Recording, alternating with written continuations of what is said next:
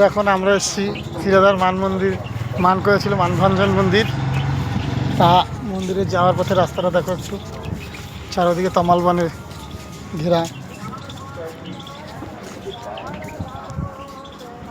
দেখো গাছগুলো কীভাবে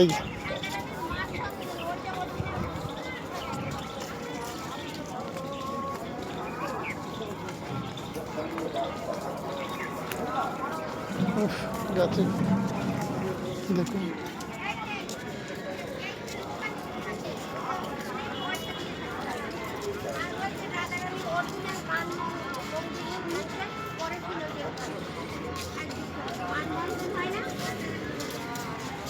দেখো বনটা দেখো,